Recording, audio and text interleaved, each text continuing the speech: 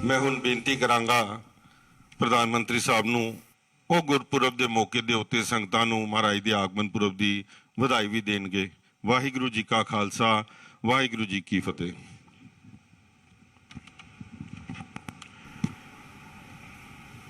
वाहेगुरु जी का खालसा, वाहेगुरु जी की फतेह। जो बोले सो निहाल, सत श्री अकाल। गुरु पर्व के पवित्र पर्व के इस आयोजन पर हमारे साथ उपस्थित सरकार में मेरे सहयोगी श्री हरदीप सिंह पुरी जी, श्री जॉन बारला जी, राष्ट्रीय अल्पसंख्यक आयोग के चेयरमैन श्री लालपुरा जी, सिंह साहब भाई रणजीत सिंह जी, श्री हरमत सिंह कालका जी और सभी भाइयों बहनों, मैं आप सभी को और सभी देशवासियों को गुरु पर्व की, प्रकाश पर्व की ढेर सारी शुभकामनाएं देता हूं। आज ही देश में देव दीपावली भी मनाई जा रही है। विशेषकर काशी में बहुत भव्य आयोजन हो रहा है।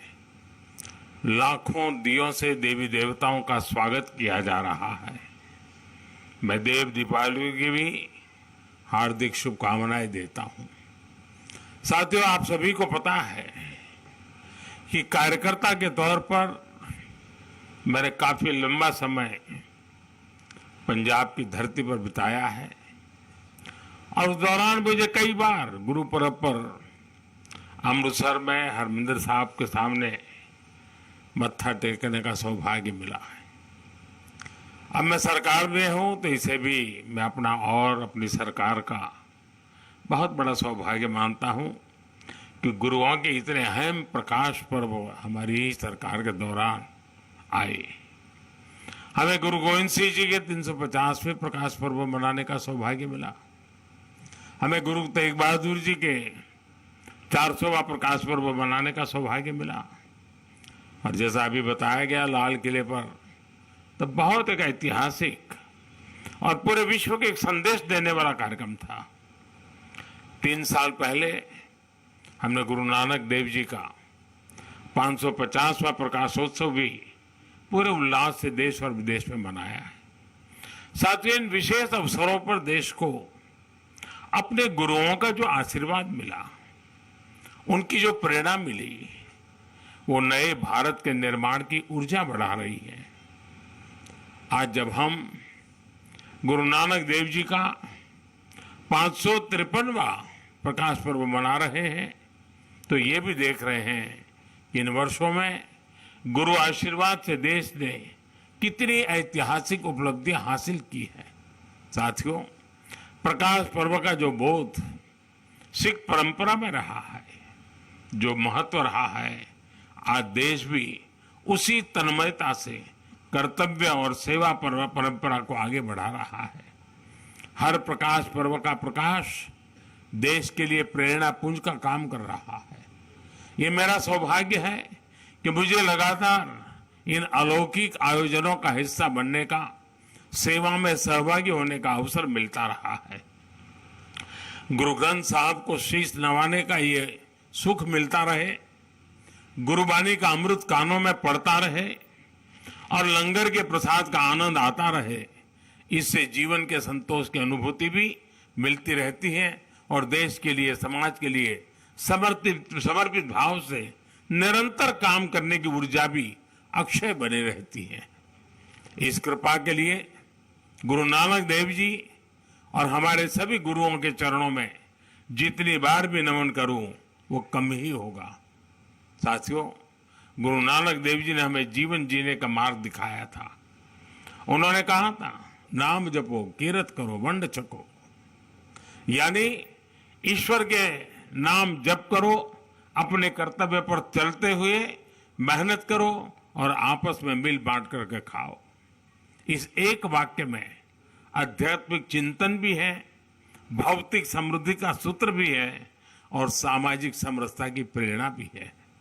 आज आजादी के अमृत काल में देश इसी गुरु मंत्र पर चलकर 130 करोड़ भारतवासियों के जीवन कल्याण की भावना से आगे बढ़ रहा है। आजादी के अमृत काल में देश ने अपनी संस्कृति, अपनी विरासत और हमारी आध्यात्मिक पहचान पर गर्व का भाव जागृत किया है। आजादी के अमृत काल को देश ने कर्तव्य की पराकाष्ठा तक पहुंचाने के लिए कर्तव्य काल के रूप में माना है और आजादी के इस अमृत काल में देश समता, समरसता, सामाजिक न्याय और एकता के लिए सबका साथ, सबका विकास, सबका विश्वास और सबका प्रयास के मंत्र पर चल रहा है। यानी जो मार्गदर्शन देश को सदियों पहले गुरुवाणी से मिला था, वो आज हमारे लिए परंपरा भी है, आस्था भी है और विकसित भारत का विजन भी है। साथियों, गुरु ग्रंथ साहब के रूप के हमारे पास जो अमृत वाणी है, उसकी महिमा, उसकी सार्थकता समय और भूगोल की सीमाओं से परे है। हम ये भी देखते हैं कि जब संकट बड़ा होता है तो समाधान की प्रासंगिकता और भी बढ़ जाती है। आज विश्व में जो अशांति है, जो अस्थिरता है, आज दुनिया जिस मुश्किल दौर से गुजर रही है, उसमें गुरुओं साहब की शिक्षाएं और गुरु नानक देव जी का जीवन एक मशाल की तरह विश्व को दिशा दिखा रहा है। गुरु नानक जी का प्रेम का संदेश बड़ी से बड़ी खाई को पाट सकता है और इसका प्रमाण हम भारत की धरती से ही दे रहे हैं। इतनी भाषाएं, इतनी बोलियां, इतने खान पान, रहन सहन के बावजूद हम एक हिंदुस्तानी होकर रहते हैं, देश के विकास के लिए खुद को खपाते हैं। इसलिए हम जितना अपने गुरुओं के आदर्शों को जिएंगे, हम जितना आपसी विभेदों को दूर करके एक भारत श्रेष्ठ भारत की भावना को मजबूत करेंगे, हम जितना मानवता के मूल्यों को प्राथमिकता देंगे, हमारे गुरुओं की वाणी उतनी ही जीवंत और प्रखर स्वर से विश्व के जन जन तक पहुंचेगी। साथियों, बीते 8 वर्षों में हमें गुरु नानक देव जी के आशीर्वाद से सिख परंपरा के गौरव के लिए निरंतर काम करने का अवसर मिला है और ये निरंतरता लगातार बनी हुई है। आपको पता होगा, अभी कुछ दिन पहले ही मैं उत्तराखंड माणा गांव गया था। इस यात्रा में मुझे गोविंद घाट से हेमकुंड साहब के लिए रोपवे प्रोजेक्ट के शिलान्यास का सौभाग्य मिला।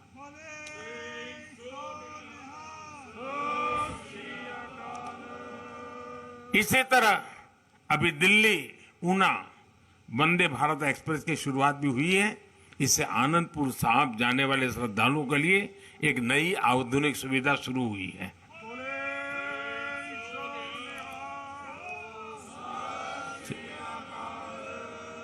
इससे पहले गुरु गोविंद सिंह जी से जुड़े स्थानों पर रेल सुविधाओं का आधुनिकीकरण भी किया गया है। हमारी सरकार दिल्ली कटरा अमृतसर एक्सप्रेसवे के निर्माण में भी जुटी है। इससे दिल्ली और अमृतसर के बीच दूरी 3-4 घंटे कम हो जाएगी। इस पर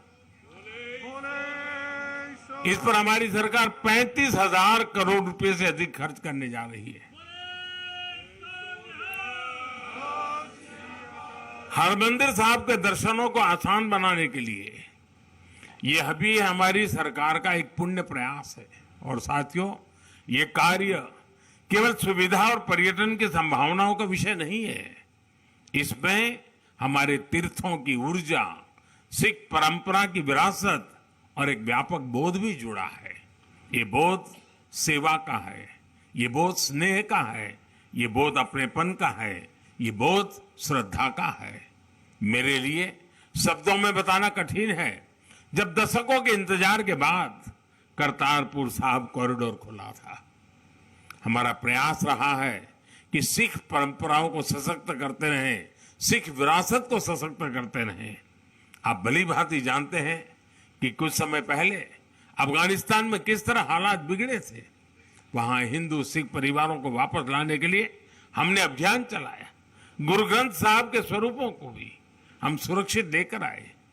26 दिसंबर को गुरु गोविंद सिंह जी के साहबजादों के महान बलिदान की स्मृति में वीर बाल दिवस मनाने की शुरुआत भी देश ने की है।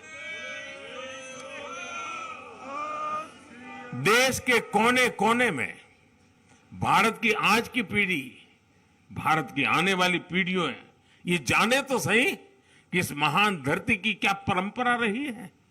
जिस धरती पर हमने जन्म लिया, जो हमारी मातृभूमि है, उसके लिए सांप जादव जैसा बलिदान देना कर्तव्य की वो पराकाष्ठा है जो पूरे विश्व इतिहास में भी कम ही मिलेगी।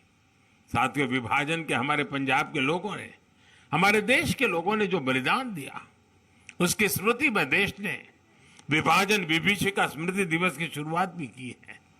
विभाजन के शिकार हिंदू सिख परिवारों के लिए हमने सीएए कानून बनाकर उन्हें नागरिकता देने का भी एक मार्ग बनाने का प्रयास किया है। अभी आपने देखा होगा, गुजरात ने विदेश में पीड़ित और प्रताड़ित सिख परिवारों को नागरिकता देकर उन्हें एहसास दिलाया है कि दुनिया में सिख कहीं भी है, भारत उसका अपना घर है।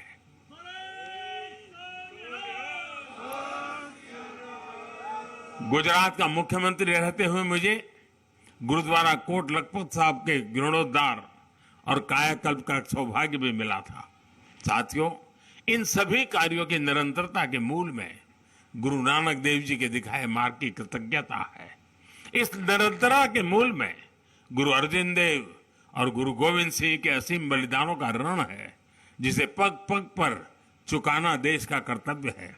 मुझे विश्वास है, गुरुओं की कृपा से भारत अपनी सिख परंपरा के गौरव को बढ़ाता रहेगा और प्रगति के पथ पर आगे बढ़ता रहेगा। इसी भावना के साथ मैं एक बार फिर गुरु चरणों में नमन करता हूं। एक बार फिर आप सभी को, सभी देशवासियों को गुरु पर्व की अनेक अनेक शुभकामनाएं देता हूं। बहुत बहुत धन्यवाद। सो निहाल।